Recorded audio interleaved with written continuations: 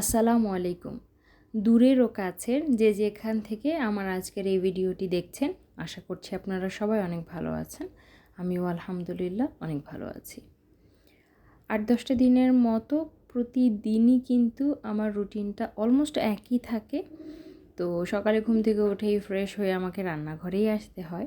তো তেমনটাই রান্নাঘরে এসেছি। তো ভাবছিলাম অনেক দিন ধরে খুদের ভাতটা খাই না। আর আমাদের বাসায় তো খুদের ভাতটা ভীষণ পছন্দ করে সবাই। পোলার যে ভাঙা চালগুলো থাকে সেটা দিয়ে ডাল একসাথে মিশিয়ে যেটা রান্না করা হয়, কিন্তু ওটাতে হলুদ ব্যবহার করা হয় না, এটাকে খুদের ভাত বলে। আবার অনেকে বৌয়াও বলে। আপনারা আসলে কি বলেন আমি জানি না, কমেন্ট করে জানাবেন যে আপনারা কোন জায়গা থেকে দেখছেন আর কে কী নামে এটাকে চেনেন। এই ভিডিওটা মূলত জুম্মার দিনের ভিডিও ছিল, শুক্রবারের। তো বরাবরই আমার ভিডিওগুলো আসলে করে সেগুলোকে এডিট করে ভয়েস ওভার দিয়ে পাবলিশ করতে একটু সময় লাগে, আর এবার একটু বেশিই সময় লাগছে। তো যাই হোক, খুদের ভাতটার সাথে শুধু ডিম ভাজি কেন জানি আমার খেতে ভালো লাগে না। খুদের ভাতটা এমন একটা খাবার যেটার সাথে বিভিন্ন ধরনের ভর্তা অনেক বেশি ভালো লাগে। তাই সকালবেলা তো খুব একটা পরিশ্রম করতে চাচ্ছি না, কারণ দুপুরে রান্না রয়েছে। তাই আলু ভর্তার জন্য আলু বসিয়ে দিয়েছি, আলু সিদ্ধ। আর ভাবলাম যেহেতু খুদের ভাতটা হয়ে গিয়েছে, পাশাপাশি আমি ডিমটা ভেজে রাখি।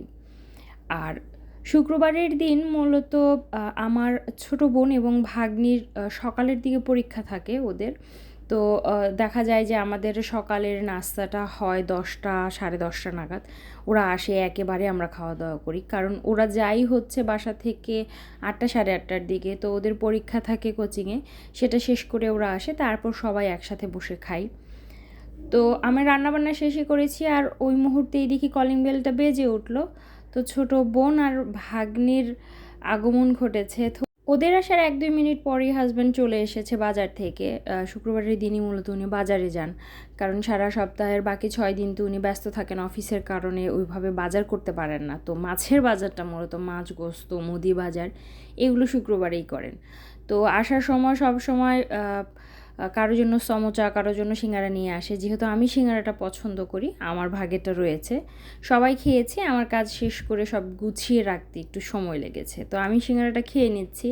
আর সিঙ্গারা খেতে খেতে বোধ করলাম যে আজকে কাজের প্রেশার, আমি চা খেতে ভুলে গিয়েছি। ভুলে গেলে কি হবে, দেরি হলেও চা তো খেতেই হবে। তো যাই হোক, চাটা বসিয়ে দিয়েছি। আর এইদিকে জানলার দিকে তাকিয়ে হঠাৎ দেখলাম যে অন্যান্য সব গাছের মতো এই গাছটাও আমার কাছ থেকে পালাই পালাই করছে। তো তাকে একটু পানিটা চেঞ্জ করে এনে দিলাম। আর ইদানিং গাছে, বিশেষ করে এই লাকি ব্যাম্বু এই গাছটাতে না সমস্যা হয়েছে। আমি আপনাদের দেখাচ্ছি, এটাকে একটু ফ্ল্যাশ লাইটটা দিয়ে নিই, আদারওয়াইজ দেখা যাবে না, কারণ আমার ফ্ল্যাটটা না ভেতরের দিকে, তো লাইট ছাড়া আসলে আমার কোনো গতিই নেই। আর ঢাকা শহরে এত বিল্ডিং, আসলে চাইলেও নিজের অ্যাপার্টমেন্ট হলেও চাইলে তো মন মতো পজিশনে আসলে পাওয়া সম্ভব না। আর আমি তো থাকি ভাড়া বাসাতে। তো যাই হোক, এই তো লাইটটা দিয়ে নিয়েছি। তো এই হচ্ছে এরকম অবস্থা। আয়রনের পানি জমে গেলে যেমন হয়ে যায় না, ঠিক ওই রকম হয়ে যাচ্ছে আমার এই গাছ। অন্যান্য গাছ তো মরে যাচ্ছে, পচে যাচ্ছে, মেনে নেওয়া যায়। তো এটা রান্নাঘরের এই জানালার এই অংশতেই একটু আলো আছে, এটাও নষ্ট হয়ে যাচ্ছে, জানি না কী কারণ। চাটা খেয়ে নিয়েছি, আর ছোটো বোন ওদিকে দেখলাম একদম কোমর বেঁধে নেমেছে। তো বলছে যে আজকে যেহেতু আমাদের ছুটি রান্নাবান্না থেকে, চলো আমরা ঘর গুছাই, ঘর পরিষ্কার করি। আজকে দুপুরে ছুটি, তার কারণ হচ্ছে দুপুরে ভাবি আমাদেরকে খেতে বলেছে। তো ভাতিজা এসে আমাকে বলছে যে ফুপি দাওয়াত। ছোটো মানুষ তো অনেক কিছু বলতে পারছে না, বলছে যে ফুপি দাওয়াত। আর এইদিকে যেহেতু দুপুরের রান্নার ঝামেলাটা নেই, তো আমি ভাবলাম যে টুকিটাকি যে কাজগুলো থাকে, ঘরের ঝুলঝুল পরিষ্কার করা, ঘরটাকে একটু ক্লিন করা, তারপর সোফার কাভারগুলো চেঞ্জ করা, বেডশিটটা চেঞ্জ করা, একটু জিনিসপত্র পরিষ্কার করা, ধুলাবালি ঝাড়া, তো এইগুলো করে নিই। তো এইগুলো আমি আর কি করব, আমাকে আসলে করবার মতো সুযোগই দেওয়া হয়নি। তার কারণ হচ্ছে ছোটো বোন যেমন করছিল এদিকে আমার ভাতিজি হুমড়ি খেয়ে পড়েছে যে তুমি কিছুই করবে না, আমাকে দেখিয়ে দাও, আমি এগুলো করব। তো ও তো আসলে এখনও অতটা বড় হয়নি, কিন্তু তবুও এত জেদ করে আর মন খারাপ করে, আর আমি ওর মন খারাপটা আসলে দেখতে পারি না। তো যাই হোক, ও দেখিয়ে দিচ্ছি আর পরিষ্কারের কাজগুলো টুকিটাকি করছে, আমিও মাঝে মাঝে করছি। দেয়ালের যে এই জিনিসটা, এইটা কিন্তু আমার ভীষণ রকমের পছন্দের ছিল, তবে বেশ ময়লা জমেছে এবং এই পার্টটাকে আমি সুপার গ্লু দিয়েও লাগিয়েছি, এটা কেন জানি উঠে চলে আসে।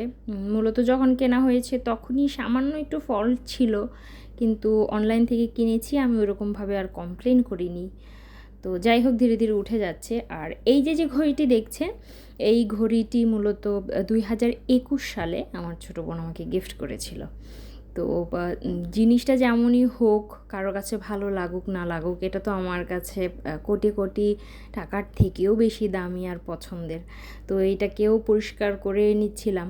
আর যেহেতু আমি নামিয়েছি, ভাতিজির কথা হচ্ছে তুমি নামিয়েছো, এখন আমি লাগিয়ে দিব। সে আমার সাথে সমানে সমানে টক্কর দেওয়ার চেষ্টা করছে।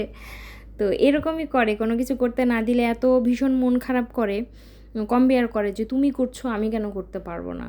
ও এটা বোঝে না যে আসলে আমি ওর থেকে যথেষ্ট বড়।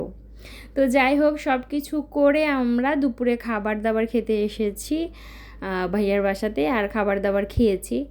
আমি, আমার শাশুড়ি, আমার হাজবেন্ড, ছোট বোন, ভাগ্নি সবাই এসেছি। তো সবাই একসাথে খাওয়া দাওয়া করে ভাইয়াদের বাসায় বেশ খানিকক্ষণ সময় আমরা একসাথে কাটিয়েছি, অনেক গল্প করেছি, আড্ডা দিয়েছি।